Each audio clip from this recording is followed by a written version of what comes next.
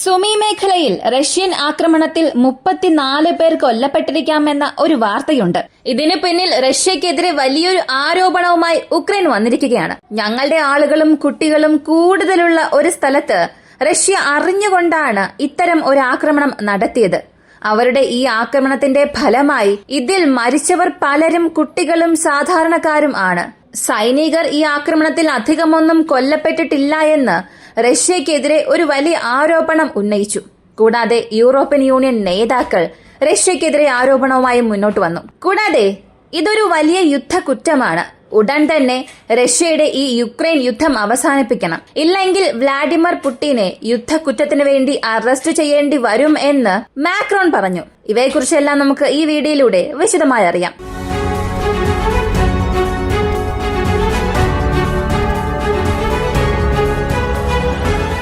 കഴിഞ്ഞ ഒരാഴ്ചയായി റഷ്യ സുമി മേഖലയിൽ ആക്രമണം ശക്തമാക്കി വരികയാണ്. ഉക്രൈന്റെ ഒരു വലിയ ആക്രമണത്തിന് മറുപടിയായി കുർസ്കിന്റെ വടക്ക് പടിഞ്ഞാറൻ ഭാഗത്തുള്ള സുമി മേഖലയിൽ റഷ്യ ഇപ്പോൾ ശ്രദ്ധ കേന്ദ്രീകരിച്ചിരിക്കുന്നു. 2022 യുദ്ധം ആരംഭിച്ചപ്പോൾ റഷ്യയുടെ ദൈനംദിന ആക്രമണങ്ങൾ അവിടെ സംഭവിച്ചുകൊണ്ടിരുന്നു. ഇപ്പൊ 3 വർഷത്തിനു ശേഷം റഷ്യ വീണ്ടും സുമി മേഖലയിൽ ശ്രദ്ധ കേന്ദ്രീകരിക്കാൻ തുടങ്ങിയിരിക്കുന്നു. സുമി മേഖലയിലെ ആക്രമണങ്ങൾ കുർസ്കിലെ ആക്രമണവുമായി ബന്ധപ്പെട്ടിരിക്കുന്നു. ആ ഒരു സ്ഥലത്ത് ഒരു അവാർഡ് ഫംഗ്ഷൻ ചടങ്ങ് ഉക്രൈൻ ഒരുക്കിയിരുന്നു. ഇതിനുവേണ്ടി കുർസ്കിൽ റഷ്യക്കെതിരെ പോരാടിയ സൈനികർ ഉക്രൈനിലേക്ക് ഇപ്പോൾ മടങ്ങിയിട്ടുണ്ട്. ഇതിനെ കൂടുതൽ നഷ്ടമുണ്ടാക്കിയ വ്യക്തികൾ, റഷ്യയുടെ സൈനിക എക്യുപ്മെന്റ്സ് നശിപ്പിച്ച വ്യക്തികൾ, അവർക്ക് അവാർഡ് കൊടുക്കുന്ന ഒരു ഫംഗ്ഷൻ, അവാർഡ് സെറിമണി ആ റീജിയണിൽ അവർ ചെയ്യാൻ തുടങ്ങി. ഇതിനു പുറമെ ഈ പരിപാടിയുടെ ഷെഡ്യൂൾ രാവിലെ 10 മുതൽ ഉച്ചയ്ക്ക് 12 വരെയാണ്. ഇതിന്റെ കൂടെ തന്നെ മറ്റു പല പരിപാടികളും ഉക്രൈൻ ഓർഗനൈസ് ചെയ്തതായി പറയുന്നു. സാധാരണ മുൻനിരയ്ക്ക് സമീപം ആരും ഇത്തരം ഒരു അവാർഡ് ഫംഗ്ഷൻ സെറിമണി നടത്തില്ല. ഉക്രൈൻ പക്ഷെ എന്തിനു ചെയ്തു എന്നുള്ളതാണ് എല്ലാവർക്കും വരുന്ന ഒരു സംശയം. അതും സജീവമായ പോരാട്ടം നടക്കുന്ന സ്ഥലങ്ങളിൽ ഇത്തരം അവാർഡ് ചടങ്ങുകൾ ഒഴിവാക്കാനാണ് ശ്രമിക്കുക. കൂടാതെ ഇവിടെ സൈനികർക്കാണ് അവാർഡ് ദാന ചടങ്ങ് നടന്നത് എന്ന് ഉക്രൈനിൽ നിന്നുള്ള നിരവധി എംപിമാരും സ്ഥിരീകരിച്ചു. അതുപോലെ യുദ്ധക്കളത്തിനടുത്ത് വളരെ അടുത്ത് ഇങ്ങനൊരു ഫംഗ്ഷൻ ഏർപ്പാട് ചെയ്തതിന് ഉക്രൈൻ സർക്കാരിനെതിരെ തന്നെ ഒരുപാട് പേർ കുറ്റമാരോപിക്കാൻ തുടങ്ങിയിട്ടുണ്ട്. മാത്രവുമല്ല, ഇങ്ങനെ സൈനികം സംബന്ധിക്കുന്ന പരിപാടികളിൽ സാധാരണക്കാരെ പങ്കെടുക്കാൻ അനുവദിച്ചതായും അവിടെ ഒരുപാട് പരിപാടികൾ നടത്തിയതായും പറയുന്നു. ഇങ്ങനെ ഒരു മോശം സാഹചര്യമുള്ള സ്ഥലത്ത് എന്തിനാണ് ഇത്തരം പരിപാടികൾ നടത്താൻ അനുവദിക്കുന്നത്? എന്തിനവിടെ സാധാരണക്കാരെ കൊണ്ടുപോകുന്നു? സാധാരണക്കാരെ കൊണ്ടുപോവുക മാത്രമല്ല, എന്തിനാണ് ഒരു ഹ്യൂമൻ ഷീൽഡ് ക്രിയേറ്റ് ചെയ്യാനായി സാധാരണ ജനങ്ങളെ വിളിച്ചു വരുത്തിയത്? ഇങ്ങനെ ഇവർക്കെതിരെയുള്ള ചോദ്യങ്ങൾ പലതും ഉയർന്നു വരുന്നുണ്ട്. പക്ഷേ ഈ ചോദ്യങ്ങൾ എന്നെ സംബന്ധിച്ച് ചോദിക്കേണ്ട ആവശ്യമേ ഇല്ല. ഒരു അവാർഡ് ഫംഗ്ഷൻ ഈ സമയത്ത് അവർ നടത്തിയത് ഒരു തെറ്റായിരിക്കാം.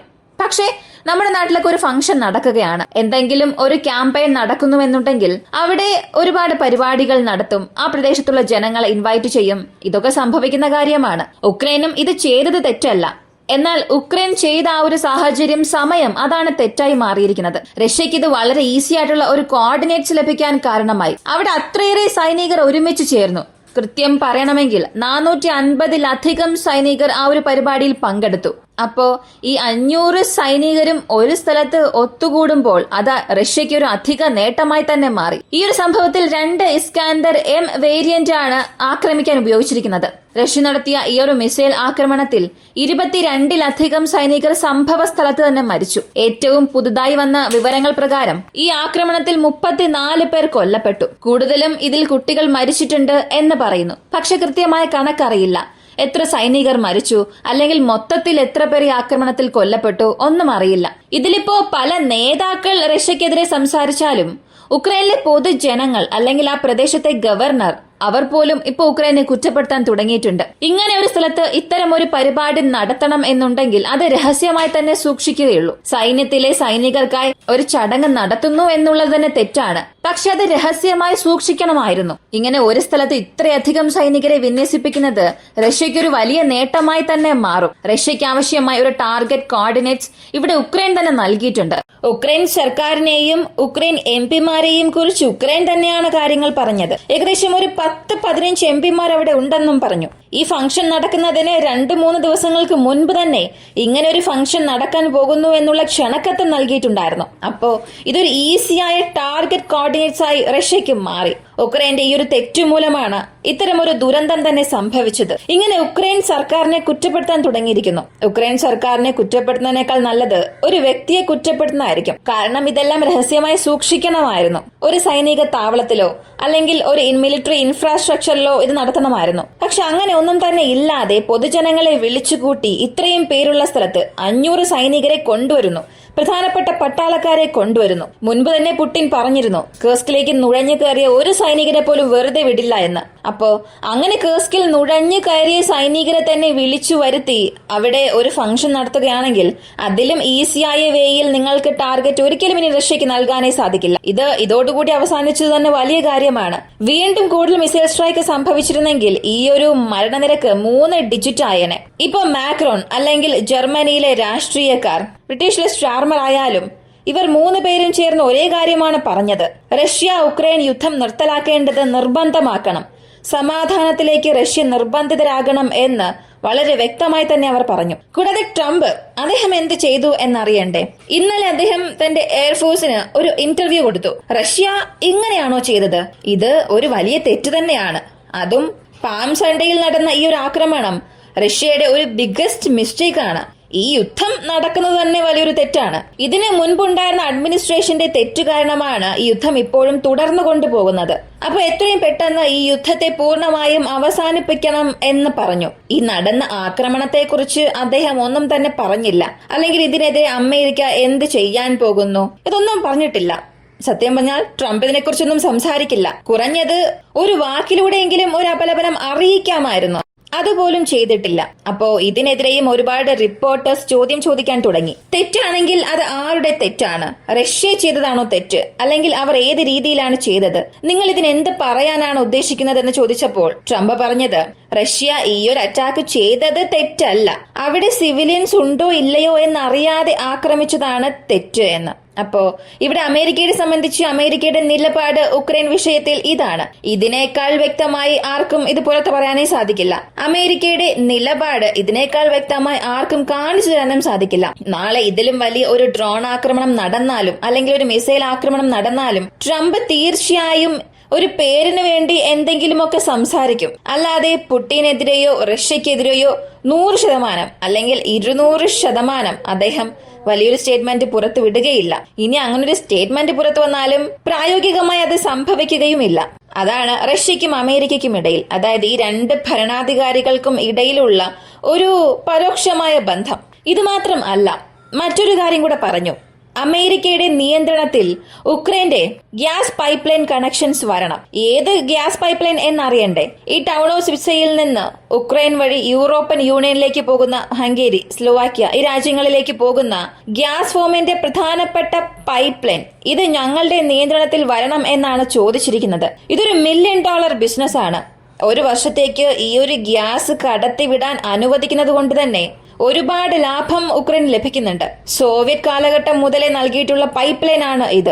ഉക്രൈന് ഇതുവഴി ലഭിക്കുന്ന വാടക മാത്രം പ്രതിവർഷം പല $1 മില്യൺ ആണ്. ഇത് അനിശ്ചിത കാലത്തേക്കാണ് നൽകിയിട്ടുള്ളത്. എത്ര കാലം എന്ന് പറഞ്ഞിട്ടില്ല.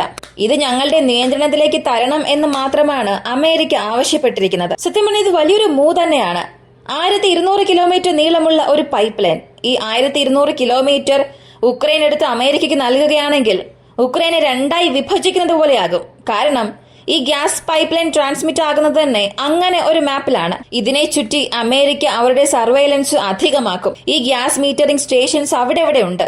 അവയെല്ലാം അമേരിക്ക അവരുടെ നിയന്ത്രണത്തിലേക്ക് എടുക്കും.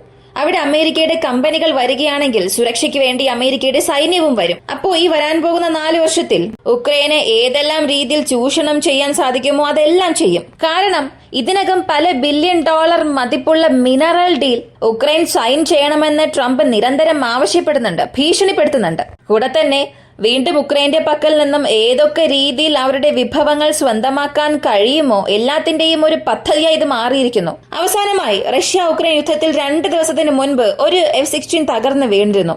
പക്ഷെ അത് എങ്ങനെ വെടിവെച്ച് വീഴ്ത്തി എന്നുള്ളതിൽ ചില കൺഫ്യൂഷൻസ് ഉണ്ടായിരുന്നു. അതിപ്പോ റഷ്യയുടെ മിനിസ്ട്രി ഓഫ് ഡിഫൻസ് കൺഫേം ചെയ്തു. Surface to air missile system ഉപയോഗിച്ചാണ് ഈ ഒരു വെടിവയ്പ് സംഭവിച്ചത്. കൂടാതെ ഉക്രൈൻ F-16 ഉപയോഗിക്കുന്നത് ഇപ്പോൾ ഒരു അപകടകരമായ ജോലിയായി മാറിയിരിക്കുന്നു. റഷ്യ ഉക്രൈൻ യുദ്ധത്തിൽ S-400 ഇതുവരെ വലിയ പേരൊന്നും ലഭിച്ചിട്ടില്ല. അതുവഴി വെടിവെച്ച് വീഴ്ത്തിയ സംഭവങ്ങൾ വളരെ വളരെ കുറവാണ്. ഏകദേശം ഒരു 50 ടാർഗറ്റ്സിനുള്ളിൽ മാത്രമേ S-400 ഇതുവരെ നിർവീര്യമാക്കിയിട്ടുള്ളൂ. അപ്പോ ഇതിനകം വളരെ വീക്കായിട്ടുള്ള ഉക്രൈൻ എയർഫോഴ്സിൽ റഷ്യ വീണ്ടും ഡിഫൻസീവ് പൊസിഷൻസ് കൂടുതൽ പ്രശ്നങ്ങൾ നൽകുന്നുണ്ട്. ഇവിടെ F-16 നമുക്ക് പോരായ്മയൊന്നും പറയാൻ സാധിക്കില്ല. F-16 കഴിവുള്ള ഒരു യുദ്ധവിമാനം തന്നെയാണ്. എന്നാൽ ഇതുവരെയും F-16 ചെയ്ത മിഷൻസ് ഒക്കെ നോക്കുകയാണെങ്കിൽ കൂടുതലായും എയർ ഡിഫൻസ് സിസ്റ്റം ഇല്ലാത്ത ഒരു രാജ്യം, ഏതൊരു ഡിഫൻസീവ് നെറ്റ്വർക്കും ഇല്ലാത്ത ഒരു രാജ്യം, ഇങ്ങനെ വളരെ ദുർബലമായ എതിരാളികൾക്ക് എതിരെയാണ് F-16 ഉപയോഗിച്ചിട്ടുള്ളത്. റഷ്യക്കെതിരെ ഉപയോഗിക്കുന്നത് വളരെ വ്യത്യസ്തമായ ഒരു ദൗത്യമായി മാറിയിരിക്കുന്നു. ഇതിനു മുൻപ് US-ഉം അവരുടെ സഖ്യകക്ഷികളുമാണ് ഇത് ഉപയോഗിച്ചിരുന്നത്. അവരത് ഉപയോഗിക്കുമ്പോൾ അവർക്ക് ഏവാക്സ് വിമാനങ്ങളുടെ പക്കൽ നിന്നും ഇൻപുട്ട് ലഭിക്കും. കൂടാതെ സാറ്റലൈറ്റ് കമ്മ്യൂണിക്കേഷൻ വഴി അവർക്ക് ആവശ്യമായ ഇൻപുട്ട് ലഭിക്കും. അല്ലെങ്കിൽ അടുത്ത് പറക്കുന്ന റെക്കോണിസൻസ് മിഷൻ നടത്തുന്ന ആ വിമാനത്തിന്റെ പക്കൽ നിന്നും ഇൻപുട്ട് ലഭിക്കും. എന്നാൽ ഉക്രൈന് ഇതൊന്നും തന്നെ ലഭിക്കുന്നില്ല. അവരുടെ പക്കൽ ഏവാക്സ് വിമാനങ്ങൾ ഇല്ല. അല്ലെങ്കിൽ ഏവാക്സിന്റെ കോർഡിനേറ്റ്സ് ലഭിച്ചില്ലെങ്കിലും ഉക്രൈന്റെ ഈ എയർ സ്പേസിന് അടുത്ത് ആ വിമാനങ്ങൾ വരണം. ഇനി ഏവാക്സ് വിമാനങ്ങൾ ഇല്ലെങ്കിൽ പോലും അതിന്റെ കോർഡിനേറ്റ്സ് ലഭിക്കണമെന്നുണ്ടെങ്കിൽ ഉക്രൈന്റെ എയർ സ്പേസിന് അടുത്ത് ആ വിമാനം പറക്കണം. പോളണ്ടിൽ നിന്നും പറന്നാൽ ആ ഏവാക്സ് വിമാനത്തെ കൊണ്ട് ഇത്ര ദൂരത്തിലുള്ള ടാർഗറ്റ്സിനെ ഗ്യാദർ ചെയ്യാൻ സാധിക്കില്ല. ബാൾട്ടിക് രാജ്യങ്ങളിൽ നിന്നും പുറത്തേക്ക് വന്ന് പറക്കണം. റഷ്യയുടെ അതിർത്തിയോട് ചേർന്ന് കരിങ്കടൽ പ്രദേശത്ത് പറക്കണം. ഈ പ്രദേശങ്ങളിൽ വിമാനങ്ങൾ നുഴയാൻ ശ്രമിച്ചാൽ തന്നെ പ്രശ്നമാണ്. മാസത്തിൽ 2 തവണയെങ്കിലും ഇങ്ങനെയുള്ള വിമാനങ്ങളെ റഷ്യൻ വ്യോമസേന വിരട്ടി ഓടിക്കുന്നുണ്ട്. അപ്പോ ഇതെല്ലാം അപകടകരമായ ഒരു ജോലിയായി ഉക്രൈന് ഇപ്പോ മാറിയിട്ടുണ്ട്. അപ്പോ S-400 സംബന്ധിച്ച് അതിന്റെ ആദ്യത്തെ കൺഫേംഡ് കില്ലായി ഇത് മാറിയിട്ടുണ്ട്. റഷ്യയെ സംബന്ധിച്ച് ഇത് 2ാമത്തെ കില്ലാണ്. ഉക്രൈനെ സംബന്ധിച്ച് ഇത് ആദ്യത്തെ കില്ലായി മാറിയിട്ടുണ്ട്. ഈ ഒരു സംഭവത്തെ കുറിച്ചുള്ള നിങ്ങളുടെ അഭിപ്രായം കമന്റിൽ പറയുക. ഇങ്ങനെയുള്ള വീഡിയോസ് കാണാൻ താല്പര്യമുള്ളവരാണ് നിങ്ങളെങ്കിൽ ഇപ്പൊ തന്നെ നമ്മുടെ ചാനൽ സബ്സ്ക്രൈബ് ചെയ്യുക. മറ്റൊരു വീഡിയോയുമായി വീണ്ടും കാണാം.